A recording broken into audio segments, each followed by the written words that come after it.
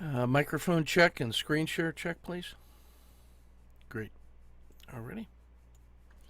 Good evening, guys. Ken at Tortoise Capital, nightly strategy podcast for Friday, August 12th, 2022. Hey, we want to send our congratulations to Constantine. So he's been taking the foundations course and working nightly on his trading charts, and he just got his certification from FTMO. He turned a 40,000 pound trading account into an 80,000 pound trading account, passed his verification, and that's going to get him $120,000 of trading capital of FTMO's money to trade. He only traded sniper trading setups and applied our trading principles: low risk every trade, just chopping wood, carrying water daily, and just really couldn't be happier. What a nice email to get today, and just congratulations to Constantine. Keep up the great work, and keep being an inspiration to us here in the room every night. So well done. Let's jump right into the daily debrief, and then we'll get to the weekend reports.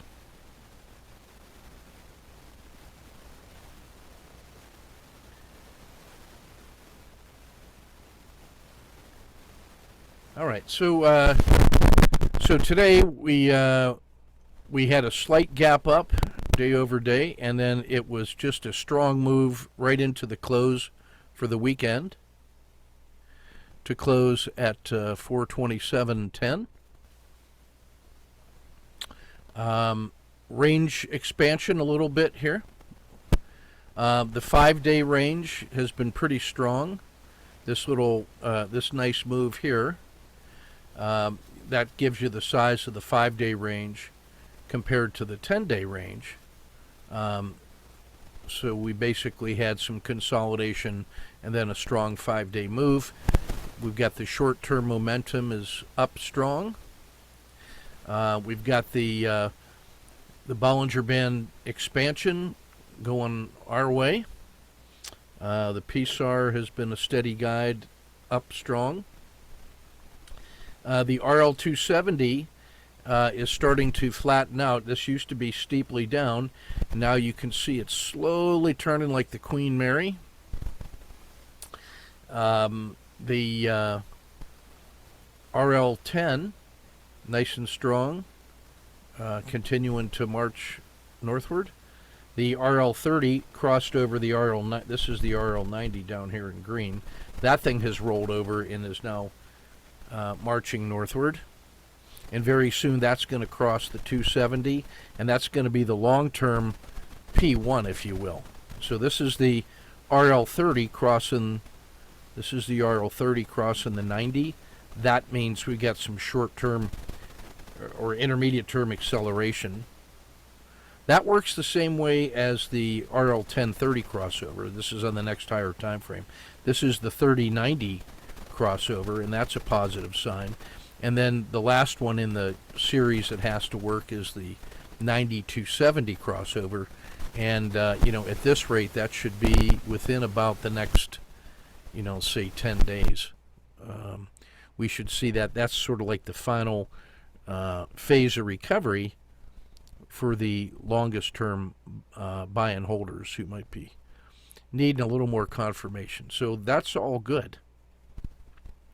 This is where the slope of the river reversed and started to roll up. That's good. So all signs point to yes. When you look back, there's no resistance whatsoever in the price action until we get up here around 440. That was the hump of a dragon far, far away. So everything's looking reasonably good.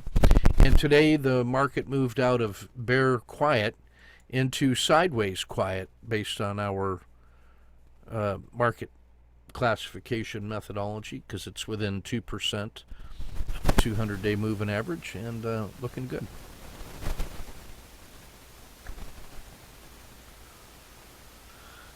This is the 30-minute chart and 10 days of look back. So this is, again, this is our 5-day look back in blue and our 10-day look back here. Here's our 10-day low back here.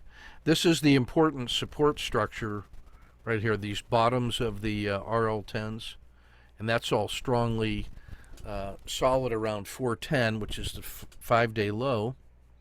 Then here was today's price action. This was that little gap up, and then just a strong move right into the close, leaving behind the resistance, and almost this was essentially a kata 2 to the upside, because you had a low and a higher low. There's your kata 2 and the PSAR flip, and up we go. So everything's looking strong on the 30-minute.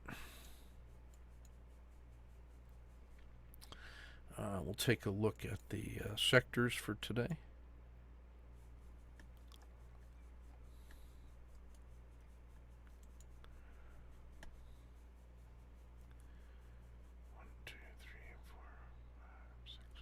Okay, and here we are. All of them are in the green today, even treasuries. So here's the S&P, up 1.7. The two strongest were tech at 1.95, and the Russell at 2%. Lagging a little bit was the diamonds at 1.25, emerging markets at 1.06, and even treasuries were up 1% today, closing at 115. That's all pretty good.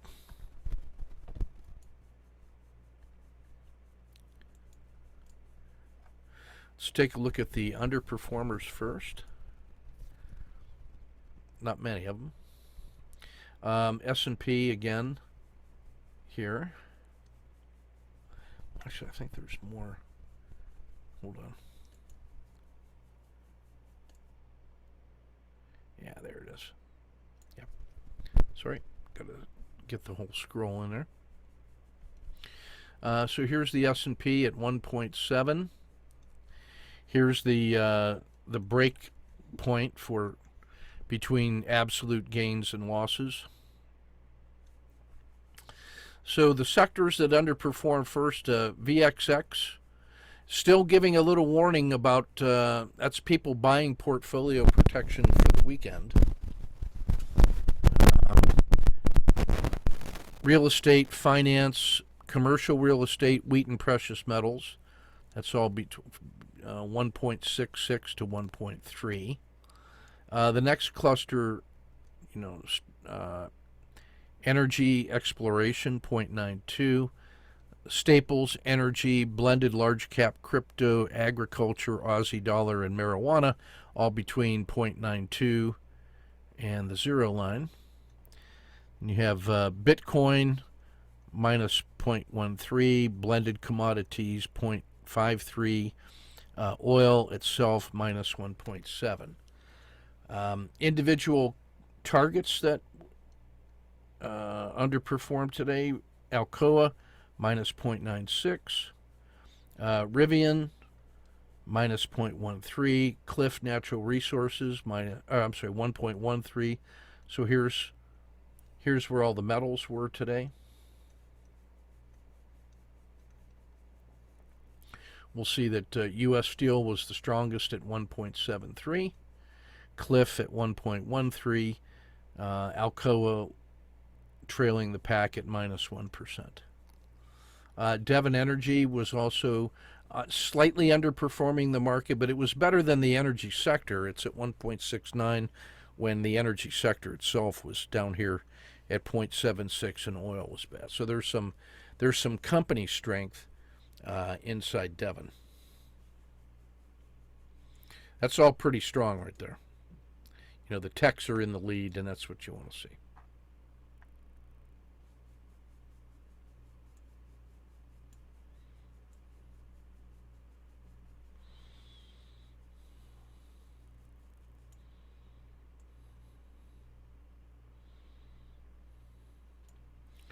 Okay, the outperformers today. So there's the S&P again at 1.7. You have materials and Mexico 1.8 and 1.88. Cluster lithium, tech, and wood between 2% essentially.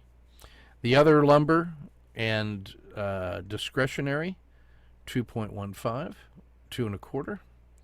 A big cluster of strength here. Fangs, that's a big move on those mega large cap techs. Then biotech, Arc Genomics, Brazil, Blockchain, Robinhood, Arc Innovation, Ethereum 4.8, Clean Energy 5%, Global Future of Finance 5.3, individual companies targets, Coinbase resuming its move up 7.73, Tesla very strong move at 4.68 and just inched its way over 900, closing near the top of its range. Still a 50-point range stat with an R10 of $5 for the intraday standard minimum manageable risk box.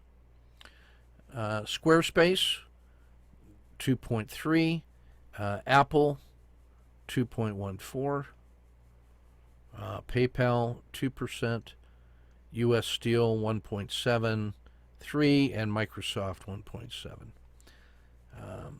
So a pretty strong vote of confidence by the tech leaders and the broad indexes like the Russell in Brazil.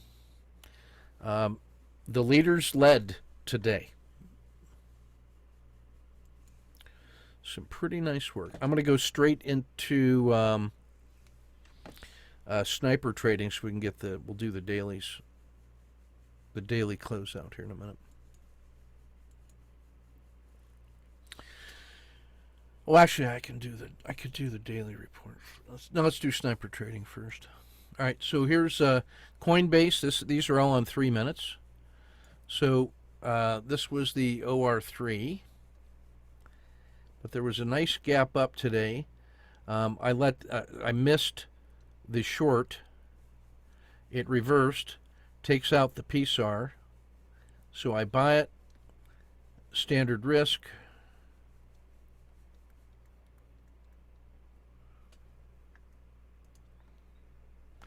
And again, by about 3 bars in,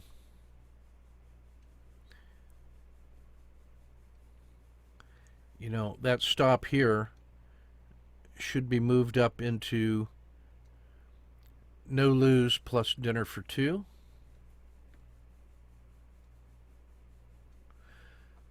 In order to lock in that little wedge of profit right there. And then the rest of this, again, we would just call this it's now a science project.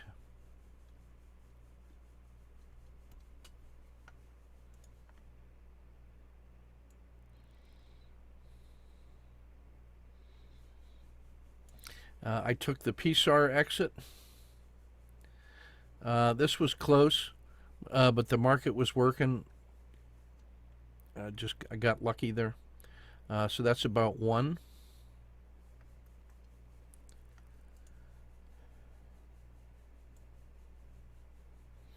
Caught a 2 re-entry for about half. Caught a 2 re-entry. Scratch. Now this feels like it's petering out, obviously, right? Because the first leg is strong, the second leg is weaker, the third leg is flat.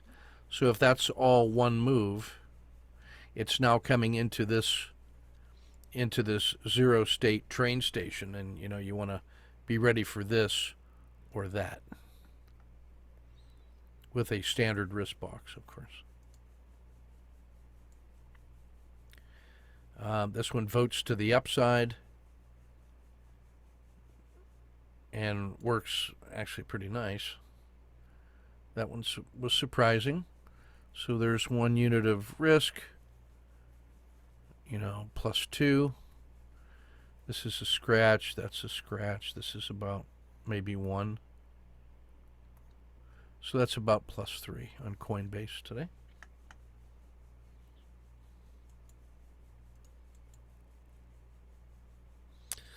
This is Clean Energy, PBW. This has been on a recovery run lately. I gave it more room at the opening. I had span of control things going on. I liked it right here, like on this recovery and breakout. I let it get up into here before buying. I let it essentially move a risk box off of the PSAR.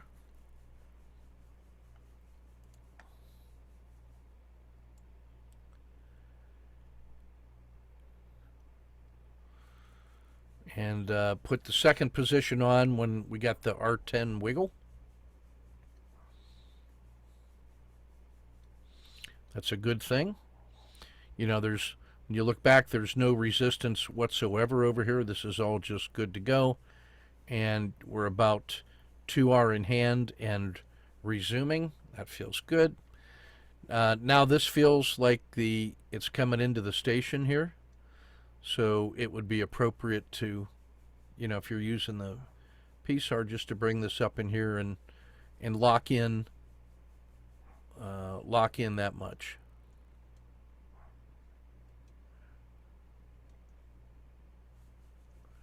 And make that hours. That's 1.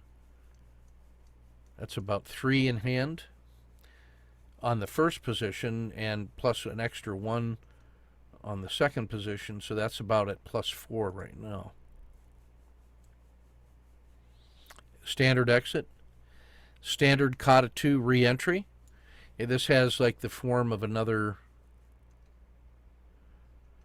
R10 wiggle right there. That's so by the PSAR flip again, put the standard risk box on it. But I see that structure right there, so I'm gonna. That's where I would actually execute. So we're only risking about half of the box.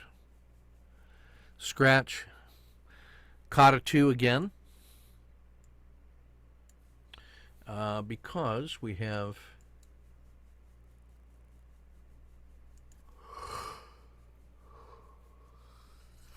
a low, a higher low. Got the PSAR flip again. Use the full, that's the standard risk box. But I'm really going to execute off of the belly of the RL10. So we're only risking really that much.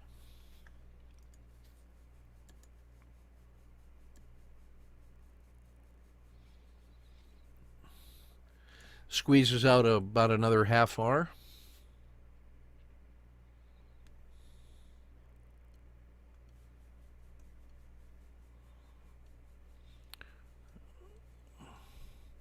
So we make that little piece.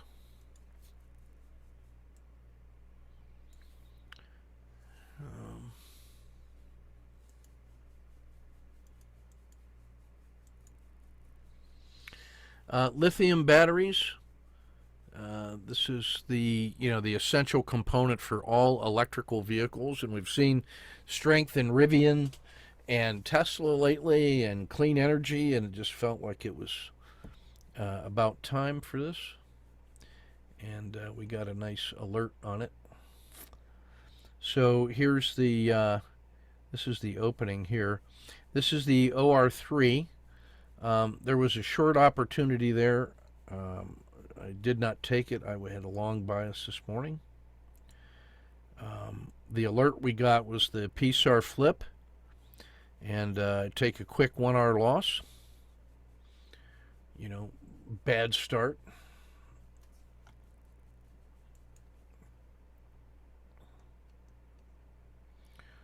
Sorry, -1.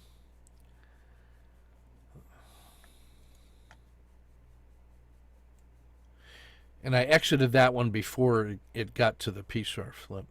It gives us a Kata 2 re-entry. It reverses after we get bottom ticked essentially here. It reverses to the upside. Here's like a little R10 wiggle, and it takes out this price. So we buy it, standard risk box. Let's go.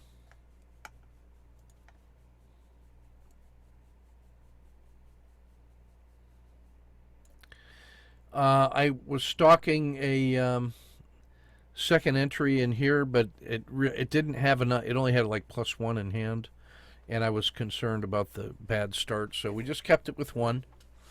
There's 1 unit of risk. 1, 2, 3. So -1 and +3 were about net +2.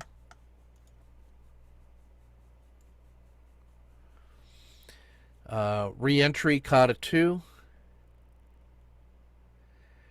Kind of slowly grinding, and this is, lithium's a nice little commodity play. And this one's going to move up in the priority stack here. This one feels like it's time. So this was about another +2. So we were 4 for the day. And I like the longer term time frame chart on lithium. It's made a nice recovery here lately, and I think it's time for lithium. This is Tesla.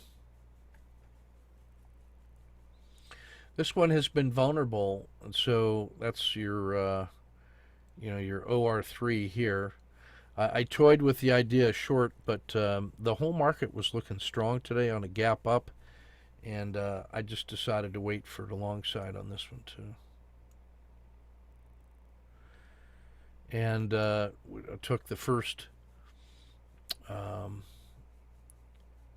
opportunity. Let me zoom in on this one so we can see my faulty reasoning. I think it was good reasoning.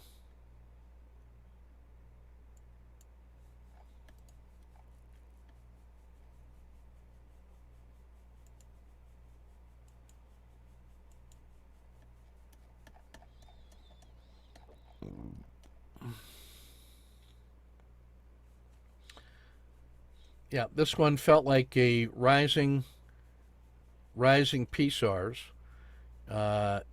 It felt like a double emerging dragon, and this was about a 1, 2, 3 kind of exit, and then it immediately sold off for a 1 hour loss, bottomed out, and then took out the previous bar's high. So I just bought it again, standard risk box.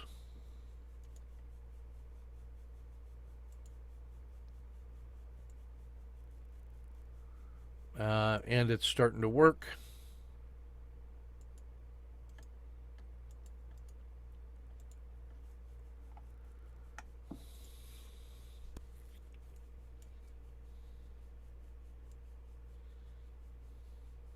And started to fail. So just take the standard exit at the PSAR. This is about 0.5. So this one was -1, and this is 0.5, so we're about -0.5 right now.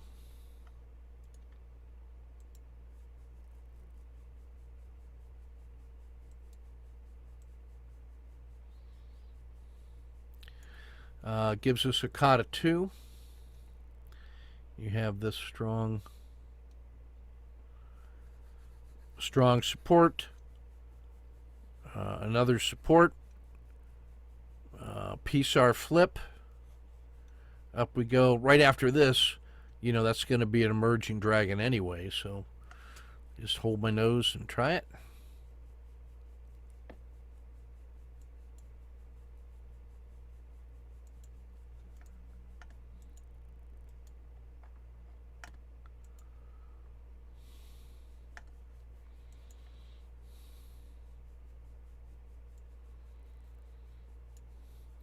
And starting to work.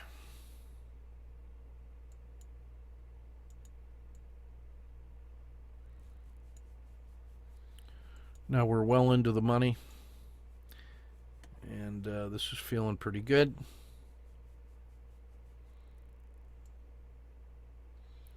Standard exit.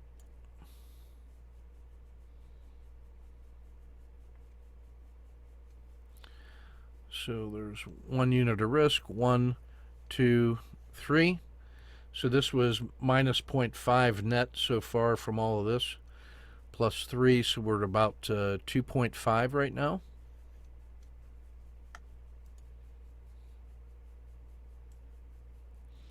Kata 2 re-entry.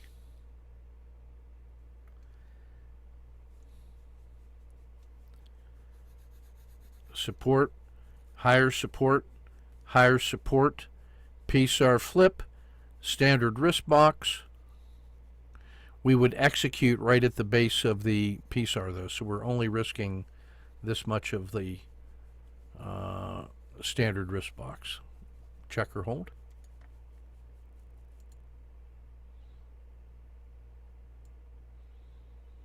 And we scratch, and then Kata 2 re-entry right away. Now we've still got the higher low.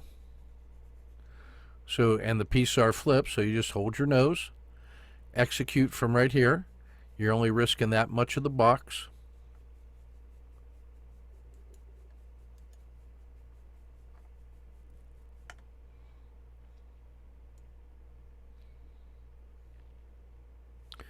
Second position, it's the whole market is starting to work.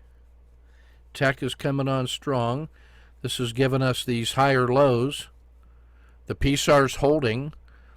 Here's a little R10 wiggle that has cleared the 2 previous support levels. Instead of this thing failing back down to here, it started to work its way back up, so I put the second position on. And standard exit.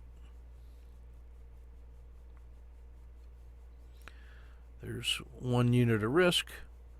So that's about plus 2 on the first one. The second one has plus 1, so that's about 3, plus the net 2.5 from before. Tesla comes in at about 5.5 today.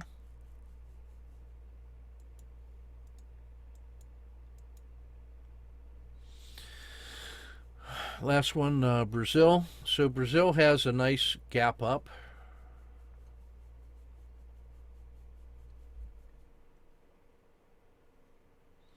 So we're liking that.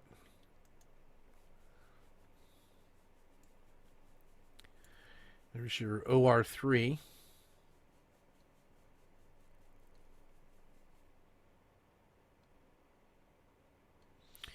There's the breakout, so we buy it. I was feeling froggy on this one, and then this one just dropped right through, like right through the break even. And it came down and hit me, so I take minus 0.7. Kata 2 re-entry and a scratch. So we are at minus 0.7. A scratch on this one.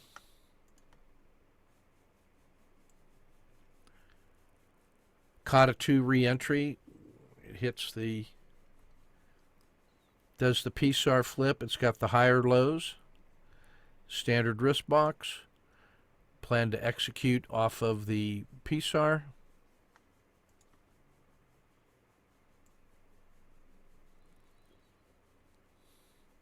Grinding. In a better world, this would be an exit and a re-entry. I was hypnotized by the strength in the market that was just grinding north, so I gave it room. Took the exit. It was just one position, so plus 2. So now we're at 1.3 net.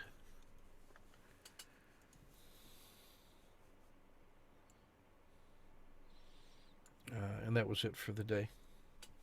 So Brazil just kind of quietly got it done.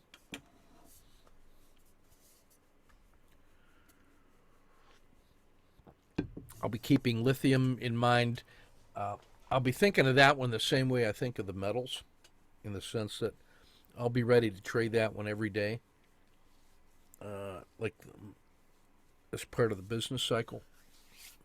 in support of Rivian and Tesla. All right, let's look at the traders today and then before we get to the market.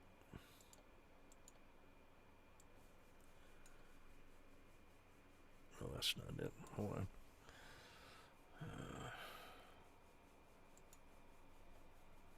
There we go.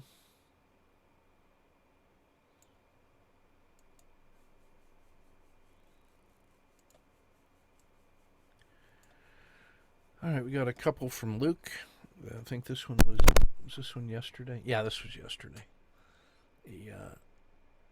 He posted this after we started yesterday. So he stays out of the chop pretty well. We missed this one.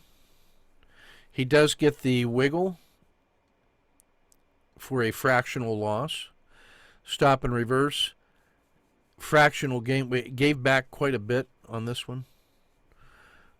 He plays the higher low and the PSAR flip perfectly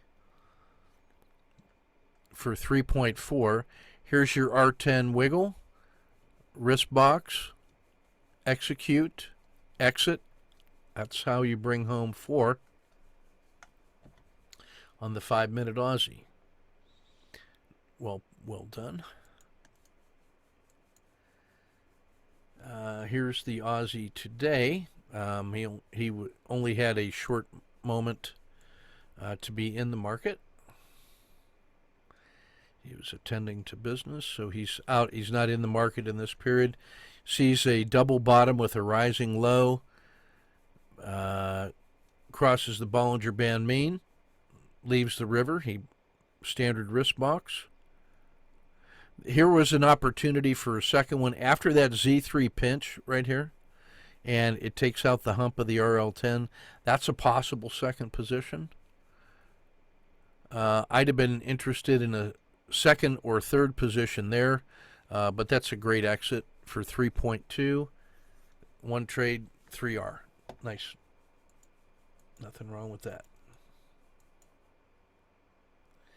And, oh yeah, that was the stuff from Constantine. Let me make sure nobody else posted.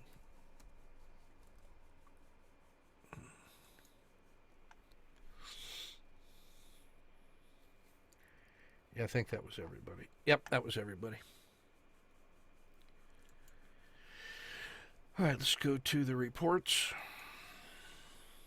We'll start with the weekend.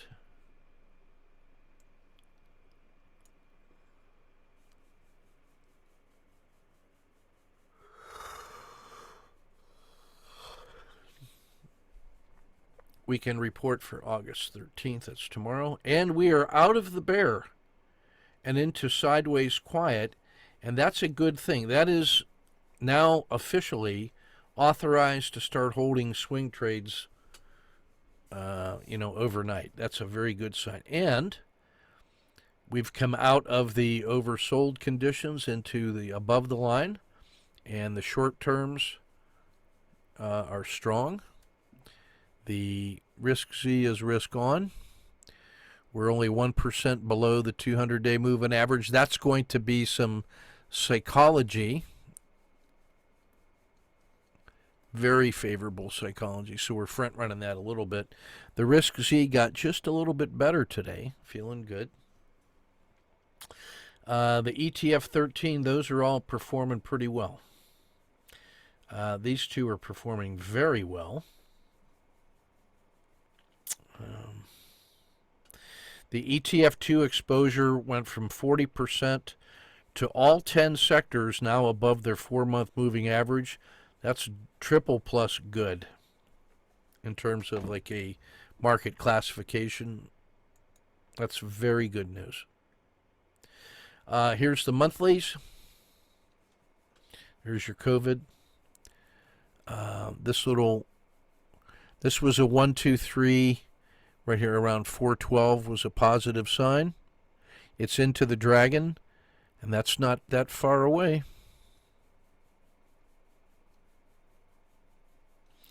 And that's your all-time high, so we're within We can see the top of the mountain,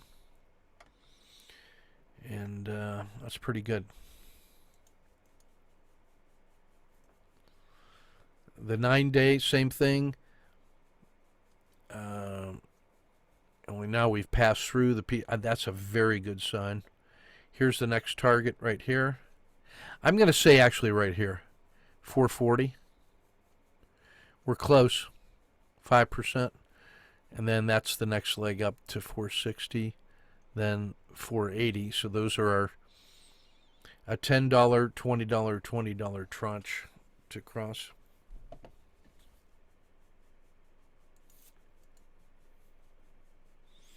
The weekly's looking good. It's well through the resistance. Next real target up here around 440. That's very favorable.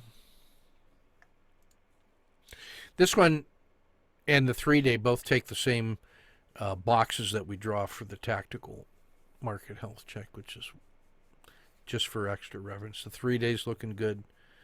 The daily we've seen, the 30-minute we've seen. Shifting to the ETFs,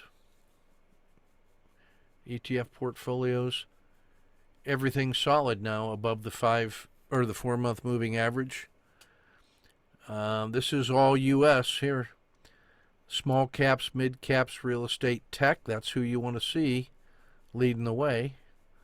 Latin America just making a major move right here. In the ETF 22, it's the same portfolio plus all of the XL series. Utilities and staples. Energy still pretty strong. Tech, reasonable. There's your Latin America once again. When XL wide discretionary is very strong, but XLP, the defensive sector, is weak, that tells you, the market has shifted to growth. We've been tracking that each week. ETF 32 portfolio adds some more regional and country ETFs. There's your Brazil now, along with the Latin American index. So that's a stealthy good news story. Clean energy and oil exploration. That's a good sign. Remember, this thing was trading up around 130 before the big COVID collapse. So there is still plenty of room for that to go. I think there's more upside potential in PBW than in XOP, which is trying to find fossil fuel. That's just based on expecting government subsidies for solar and alternatives. And with the price of gas under $4, that just makes it easier to not fix that and instead lean on the future of energy. That's how I'm reading that. The Dow 30, Disney has just been on a tear. We've been tracking that one. Goldman Sachs, the clear winner in finance.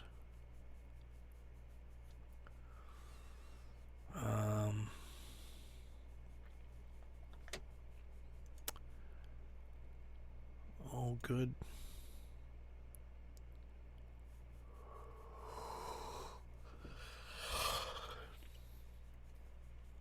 The U.S. is all above average. The small cap blend and growth is really strong. That's these two. If you wanted to play those, that's IJR and IJT. That's your small cap blend and growth.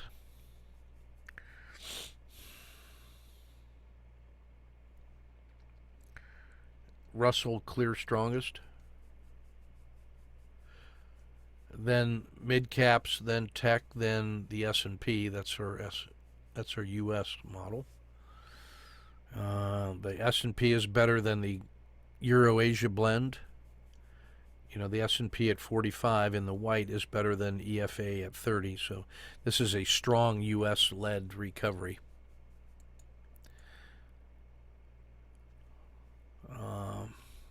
In the ETF 2, this Russell growth, that's it. We just saw that one. IWO. That's green and yellow. That's how good that is. The Russell is green and white. Going from yellow to green, just blowing right through the white, is very, very strong. Whereas the Russell itself was good, now great. A chance to exploit new strength. Can you turbo that? Yes, you can. This is the new leadership. There's your value index is green and white. Tech is strong, green and yellow. Oof. Somebody just stepped on the gas pedal there. Looking at the ETFs for short-term tradability, as always, we look at the ATR percentage. These are all the top 30 ETFs based on average daily dollar volume of the last 30 trading days. The ones in the green are exceptionally volatile as well. That's good for getting the breakouts. So that gives you energy, biotech, semiconductors, oil exploration and consumer discretionary, Brazil, and the gold miners.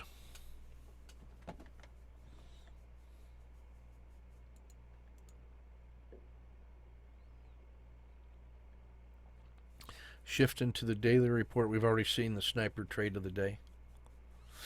This one was a bit of a surprise to me, and I just take this to be really favorable psychology, because I was looking at that as just coming into the station and being done after it got bruised yesterday, but that's a real strong vote of confidence. And the fact that it sold off that harshly here, that means there was some really short-term speculative traders that were riding the wave, then cashed their position. They'll be ready to jump back on this thing on Monday, so that run is not over. We've seen the health checks already. Dashboard number 1, all good, sideways quiet. Warning signs in the big indexes that we've really moved out sharply. We know that. But thank you for the alert. Cisco, Microsoft, Diamonds, Merck, Tesla, Alcoa, Johnson & Johnson, Intel still lagging. I like that Tesla is still lagging. There's more room to the upside. In the Dow, again, plenty of warnings. Intel and Johnson & Johnson are the only auto framers. Mostly because everything is so close to its 10-day high. Look at all of the breakouts compared to only one breakdown in Johnson & Johnson. So that's still just getting slaughtered.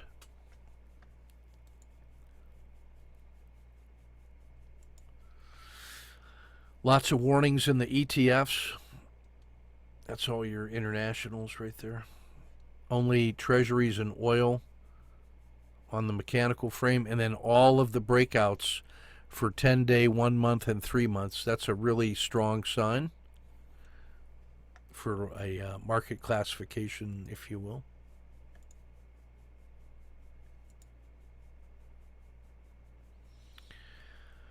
Only a handful of auto framers. Johnson & Johnson's in there. Only a couple squeezes because today was actually a slightly larger than normal range day and close to the 10-day high.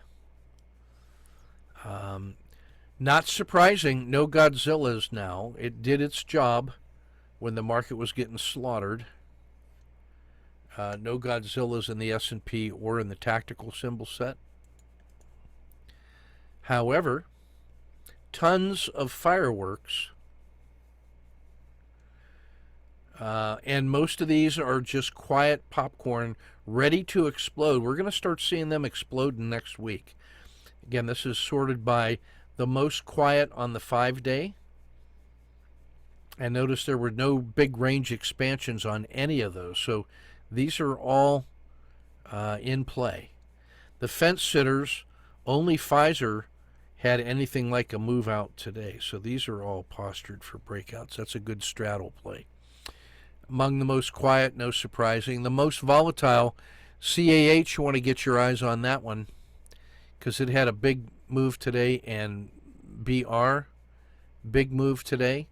That's what really stands out to me. I'm liking that.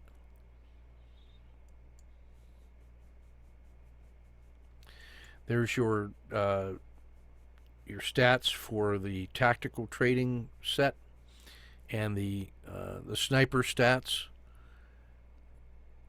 Yeah, I'm liking that. Being dominated by the summer here. And this tells the story of the look-back periods pretty nicely.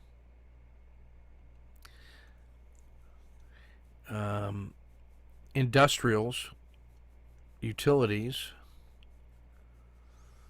This is how bad Johnson & Johnson is. Can it stay that bad for much longer? I don't know. Apple. Significant outperformance here, but also very strong long-term.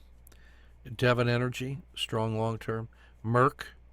These are the ones I'm looking for, the excessive strength on the longer-term frame. Goldman Sachs, the winner in financial sector. McDonald's just crushing it, continues to crush it.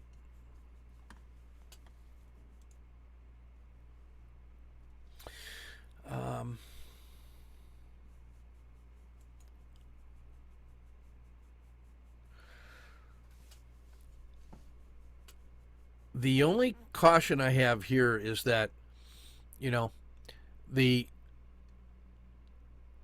RL30 slope stat is extraordinarily strong. The 90 has turned the corner, is coming up. That's good. The 10 was at an extreme, and today was a nice, surprising move up. But this is really starting to get up into nosebleed territory. The last time it was up here, it looked like this. And when that rolled over, you get this move from, 460 to 390. So we got to be mindful. We are still, even though that feels really good, we're not out of the woods yet. We got to get above 460 to really breathe a sigh of relief. So this is, does it make that move or this move in the next 2 weeks? We'll see. Word to the wise.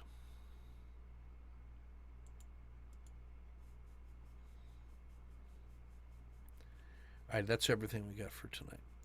We'll get this published and posted, and we'll be ready for True Storytellers in the morning. I've got a 2-hour, up to 2-hour Q&A session for the Tharp Institute System Developer Workshop for tomorrow. I'll publish that Q&A to the folks.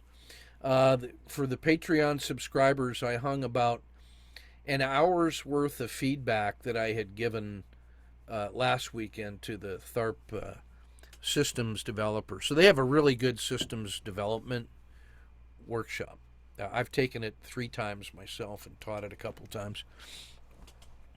And in that they use Van's market classification system, and then they pick one of the classifications, then design a system that should work in there, and then I help by providing some coaching feedback. And so they were kind enough to let me take the snippets of my feedback out for our use. We're not showing their systems because that's their systems, to be fair. But I tried to make comments about designing systems for those distinct market classifications and the kinds of things that I think about when we're in those kinds of markets and using those kinds of systems. So I think there's some generic good advice in there that's worth listening to. And then Phil Wu and Griff Cooper, both super traders, are designing a step-by-step systems development workshop in which we're going to take my basic principles and approach for designing a system. They're going to walk through that step by step as Griff refines his Kata 2 trading system. He took the Kata 2 trading challenge all year, and has done very, very well with the intraday trading on EWZ with the collapsing dragons, Kata 2s, and the SSCs. And so he's going to build that out into a robust system, and we're going to use his system development as a way to illustrate the principles of how we design systems. Plus, it'll be a good workshop on system development, but also a strong introduction to Kata 2, which they're going to. And then those two guys are going to provide coaching on it, because I've coached them just about quite enough in the nightlies, and I need them to do some of the lifting now. So looking forward to their work there too. That's everything we got. Let's see. Tomorrow night, standard time for a swing trade review, and then the. I got to tell you, the Creativity 202 True Story Circles are off the chart goodness, and the guys we're doing about 2 90-minute sessions where the traders are talking about how they're applying the creativity lessons to their own work, and it is phenomenal. And with their kind permission, we are recording those things and making them available as the home study course. So you don't have to wait for a new cohort to start benefiting from their hard work and insights. Strongly encouraged. Take good care, and we'll see you tomorrow.